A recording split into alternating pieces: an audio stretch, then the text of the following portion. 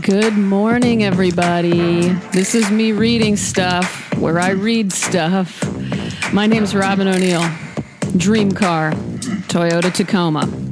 Actual current car, Jeep Wrangler. Expected time of air conditioning repair guy named Martin. Any minute now. This is his 5th visit. I have leaks in my apartment, and it's driving me crazy. Come on, Martin. Martin told me that he decided to be an air conditioner repair guy because he saw the show Inspector Gadget when he was a kid in Mexico. So that made me love Martin, along with his thing that he said to me when I offered him water. He goes, "No, only coffee." So how am I not going to love Martin, right?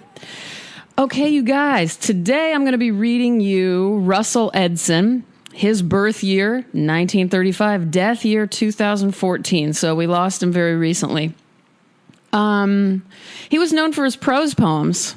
I have a particular affinity for prose poetry. And what I love was his ability to be both very funny and dead serious, sometimes in the same breath. That reminds me of this thing I read about John Goodman many years ago. John Goodman was always one of my favorite actors, will always be. And he said something, and I'm paraphrasing, that he always finds the humor in his serious roles, and he finds the weight in his comedic roles. And this is all a definite intention I, too, have in my work, in my drawings. Anyway, back to Edson. He was also ballsy as hell. He always knew he didn't want to adhere to any rules about poetry or form. He didn't care about expectations at all, not even his own expectations. For instance, if he set out to write a poem and it turned out to be a novel, he trusted that and went with it. And that is the mark of a real master in any field, that kind of real serious trust like that. So actually, that reminds me, and I can pull it out. Hold on a second. Hold on, everyone. Okay, just pulled this off the wall. Hear this? That's a piece of paper. This is always in my studio. This is a Philip Guston quote. This is for all you artists, writers, creators, musicians, whatever the hell you guys are out there. I don't know, but a lot of you can relate to this. This is like a mantra for me in the studio. For many of us, I know. Here we go. Philip Guston. If you don't know him, look him up. Painter extraordinaire. All right, here we go. When you're in the studio painting, there are a lot of people in there with you. Your teachers, friends, painters from history, critics, and one by one, if you're really painting, they walk out. And if you're really painting, you walk out. So there you go. Well, I don't know how much that relates to the Russell Edson thing, but it's still a good thing to read to you, in my opinion. All right, let's go. Russell Edson, I'm going to be reading you 2 poems. They're pretty short. Okay, first up is Ape, that's A-P-E, and coffee. Some coffee had gotten on a man's ape. The man said, "Animal, did you get on my coffee?" No, whistled the ape. The coffee got on me. You're sure you didn't spill any on my coffee, said the man. Do I look like a liquid, peeped the ape. Well, you sure don't look human, said the man. But that doesn't make me a fluid, twittered the ape. Well, I don't know what the hell you are, so just stop it, cried the man. I was just sitting here reading the newspaper when you splashed coffee all over me, piped the ape. I don't care if you are a liquid, you just better stop splashing on things, cried the man.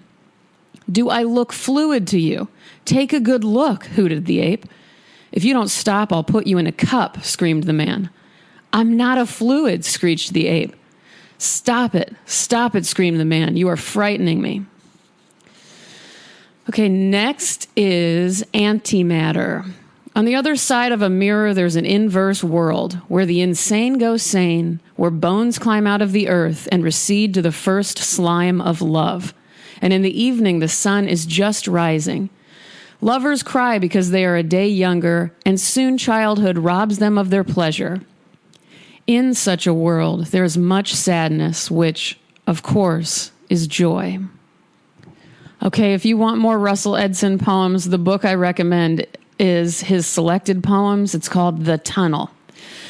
And you know what I wanted to say? I just was thinking about this last night. I wanted to say out loud to you guys that sometimes I fear you probably think I just love everything, all poems, all books, all writers.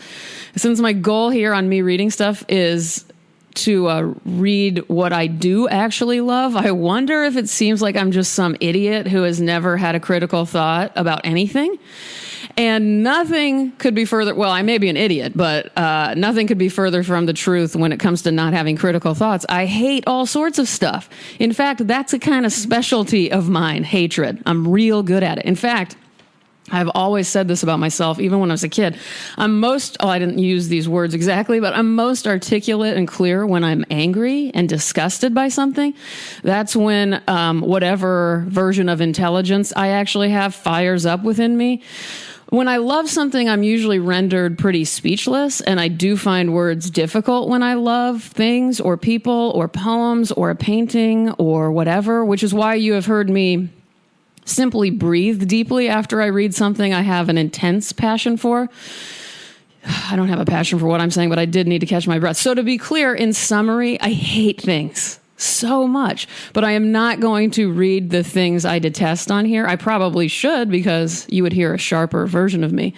I am truly at my best when I'm riled up negatively, but I have this podcast as a means for me to worship in a way. So you will continue to hear me not so eloquent, but full of adoration. And as pessimistic as I can be, I do think the world needs as much love and praise as we can all bear to muster. So, how you like me now? That's all I've got, you guys. Please, if you enjoyed this, get on iTunes, subscribe. I would appreciate a star rating, no matter what star you give me. I really need to hear your feedback on iTunes, so I would appreciate that.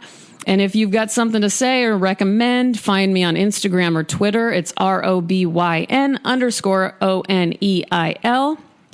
And that's all I've got. Back to the beginning. Wasn't I talking about a Toyota Tacoma? I really do love those cars. I don't care about any cars. I just don't give a shit about cars. But every time I see a Toyota Tacoma, I lust after it. It's weird. I always thought Jeep Wrangler was a cool car. That's what I have. I don't like it any. I just want a Toyota Tacoma. So if you guys have a Toyota Tacoma out there, you want to trade me for my Jeep Wrangler, it's in great shape, hit me up. I love you guys. Welcome to Monday. Welcome to your new week. Make it a good one. Make it a productive one. Take good care of yourselves. I always recommend drinking lots of water. You know, that's my key. That's my key to getting through the day. So do that, and equal amounts coffee. And that's it. Goodbye. I'll talk to you guys Thursday.